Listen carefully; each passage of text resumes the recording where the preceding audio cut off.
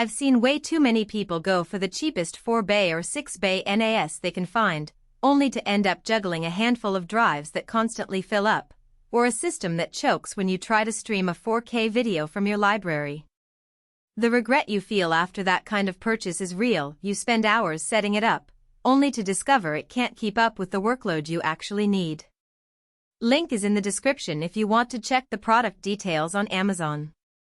So the question I keep hearing is, does stepping up to an 8-bay solution like this one feel like a smarter buy, or am I just adding more empty slots that I'll never fill? When I first started looking into a home office server for my growing media collection and a few client backup jobs, the biggest hesitation was the cost versus actual use. An 8-bay box sounds impressive, but if you're only storing a couple of terabytes, you're essentially paying for space you'll never touch. On the other hand, the moment you start adding 46 terabytes drives for 4K footage, virtual machine images, and a small business's file share, you quickly realize you need headroom for redundancy, snapshots, and future growth. The Synology DS1821 Plus lands in that sweet spot where the price starts to make sense for people who already know they'll be scaling. First off, the setup experience feels like a blend of plug and play and welcome to the command line. You pull out the two M.2 NVMe slots, snap in a modest 500 GB SSD for the operating system, and then slide in the larger SATA drives. The initial OS install runs from the SSD and finishes in under 10 minutes, which is a relief compared to older NAS devices that required you to boot from a USB stick and wrestle with BIOS settings.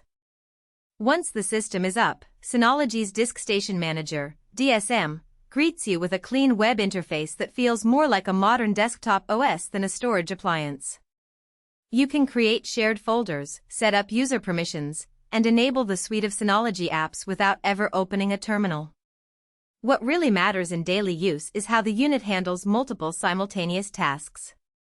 I ran a scenario where one user was streaming a 4K movie directly from the NAS to a smart TV, another was pulling a large backup of a workstation over SMB, and a third was running a Docker container that performed nightly photo indexing.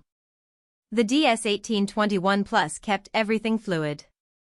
The AMD Ryzen V1500B quad-core processor, while not a gaming chip, is designed for data-centric workloads, and the Expandable DDR4 memory helps prevent the kind of bit rot that can corrupt critical files over time. In real-world terms, the difference you notice is that the video never buffers, the backup doesn't stall mid-transfer, and the Docker job finishes on schedule. One of the hidden trade-offs that's easy to overlook is power consumption versus drive count. An 8-bay chassis full of spinning disks will draw noticeably more electricity than a 4-bay unit, and you'll feel that in your monthly bill if you keep all bays populated 24/7. However, the DS1821 Plus includes a HDD hibernation feature that spins down idle drives after a configurable period. In practice, if you have a few drives that hold archival data and aren't accessed often, you can set them to sleep after 10 minutes, cutting the power draw dramatically.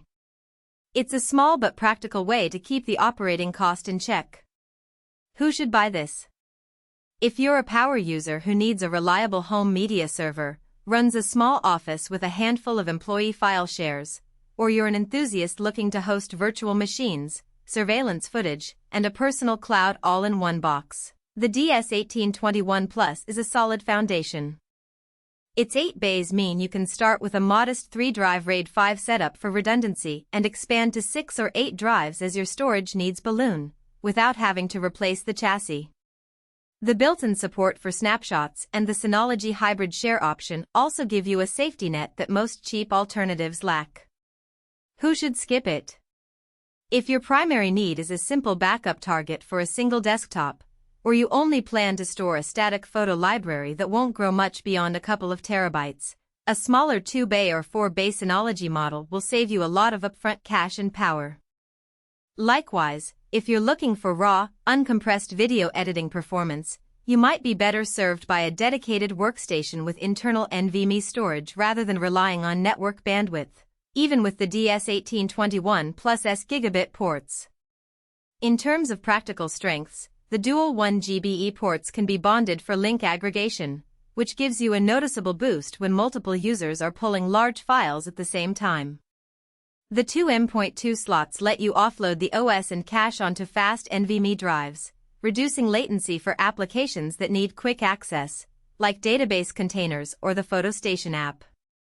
The device also supports expansion units, so if you ever need more than 8 bays you can attach a Synology DX517 and keep everything under the same